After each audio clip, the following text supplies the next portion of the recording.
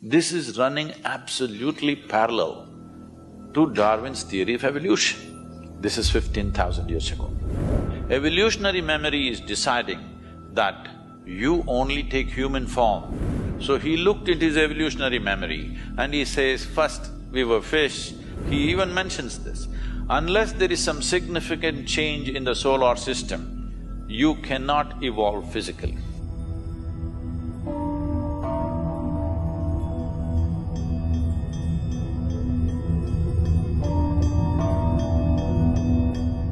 Charles Darwin, 152 years ago, he was born 200 years ago, but when he was 52, he propounded his theory of evolution. 15,000 years ago, Adi Yogi said this. I want you to look at this carefully. If you know something about Darwin's theory of evolution? Yes. No, just about the fact that you were a monkey, not just that. Something more?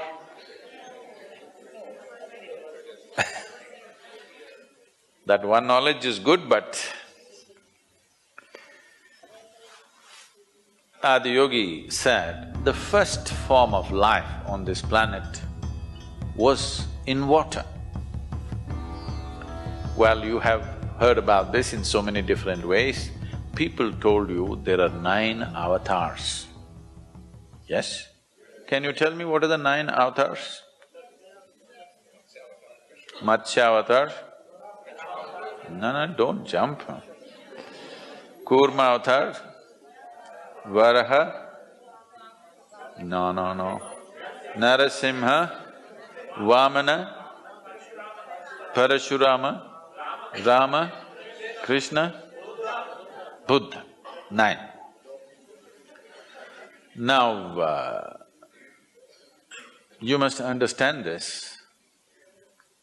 Right now people have started looking at these names as people. Look at them as qualities. First form of life was fish. Darwin also agrees. It was in the water. Second development on the planet is amphibious life, Kurma Avtara.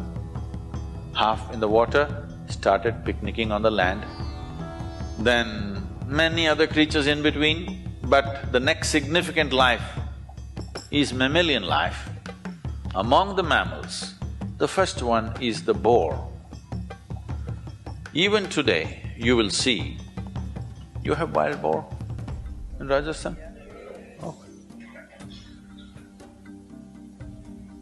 Wild boar or a pig is the most physical animal of all the animals you will find. In the sense, it is so strongly rooted in its body that even, if people go to hunt a wild boar or something, you can't kill it easily. Where we are next to the rainforest. There are tribal villages, these boys who go to school, I'm talking about 10, 12-year-old boys, when they're coming back, if they see a deer, they will take sticks, they'll just pick up sticks somewhere, attack the deer and kill it. I'm saying school boys with a stick. That's how other mammals are made. You also, one knock on your head, you'll fall dead. But this is not the way a wild boar is. It doesn't die easily because it's so rooted in its physicality. Even today, if you see somebody overly physical, you say he is like a pig. No? Because pig represents excessive physicality. So the first mammal he is describing is a boar or a pig. What is next? Narasimha, half man, half animal.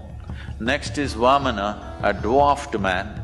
Next is a full-fledged man who is Parashurama but emotionally volatile. So volatile, he lopped off his own mother's head. Next is Rama, a peaceful man. Next is Krishna, a loving man. Next is Buddha, a meditative man. Next is supposed to be a mystical man. Everybody's claiming it's me, it's me, it's me. You need to understand, these are not people, Those people are representative of those qualities that we are talking about. So, life evolved like this. This is running, believe me, this is running absolutely parallel to Darwin's theory of evolution. This is 15,000 years ago.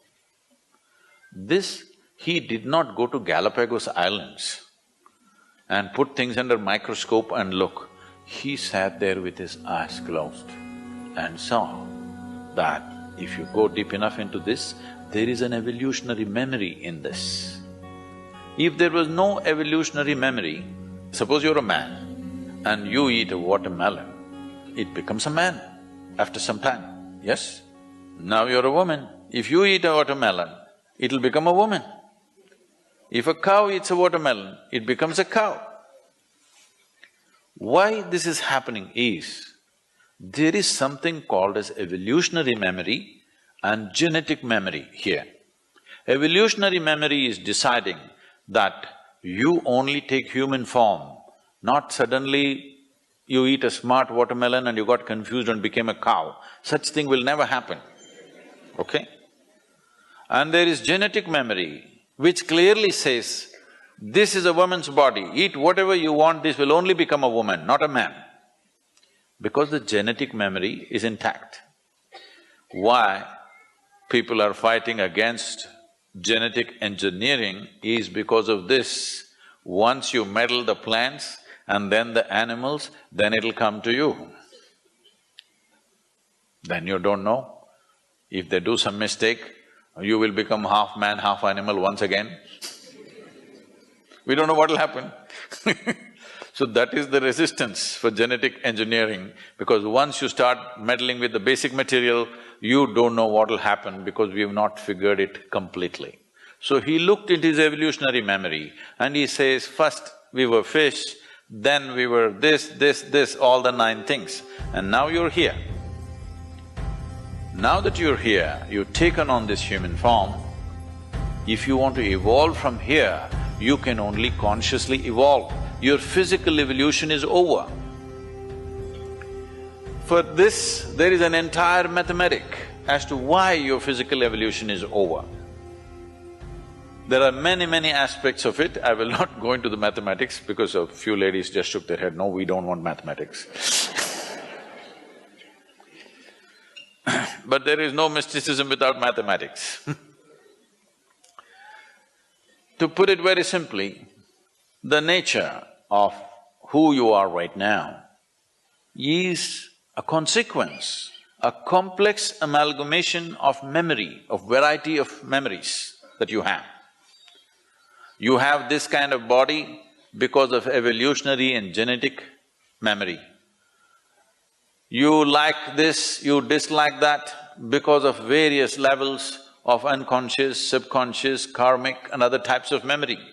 You have no control over it, what you like and what you dislike most of the time. You will have to strive hard to rise above that. Because memory is determining everything about you. So, when we say evolution, in a way we are talking about the play of memory and the building of experience and growing into various levels. So he is saying if you're willing to strive, you can transcend everything that limits you. Only thing is, your physical body is not designed to change anymore, because with this solar system, he even mentions this, unless there is some significant change in the solar system, you cannot evolve physically.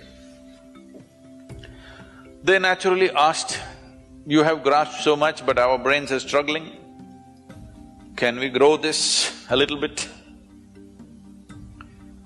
He said no, in a different way, but today modern neuroscientists are saying this.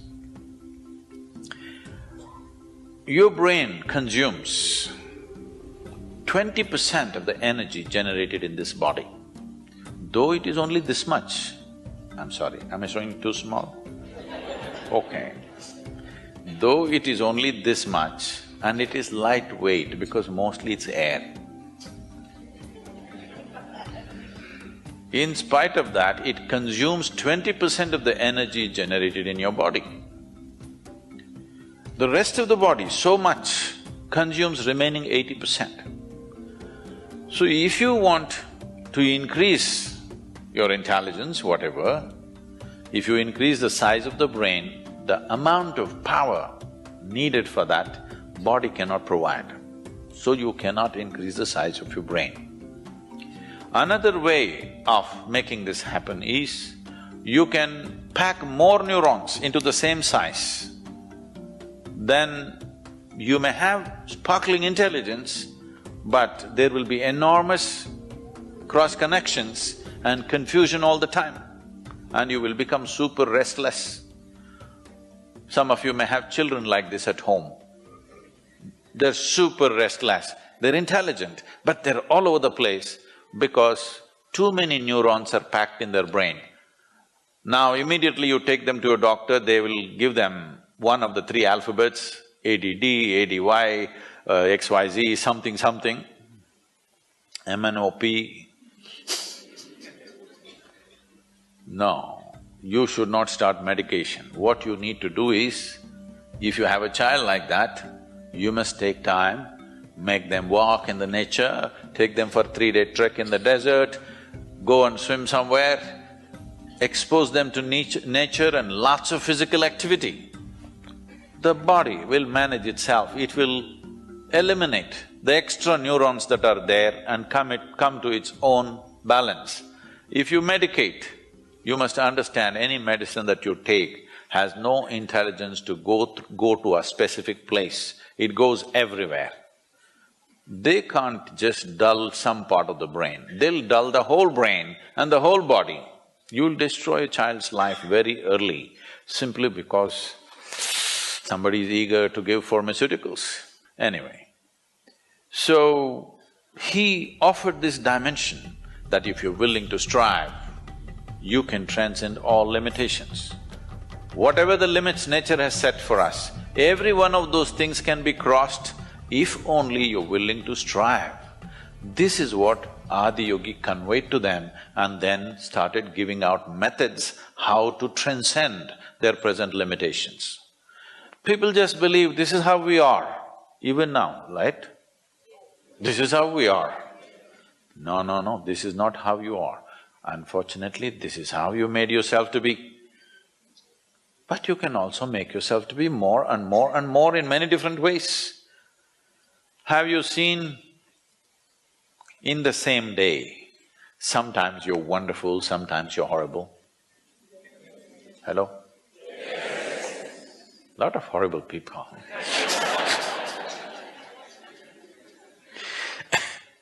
So I'm saying, you always think it happened to you.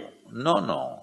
You can make yourself wonderful, you can make yourself horrible, isn't it? So you can be in limitations, you can be beyond limitations. So for the first time he brought this to humanity, and then he spoke about how every creature on this planet has evolved beyond its own limitations with striving over a period of time. Or in other words, he propounded the theory of evolution 15,000 years ago.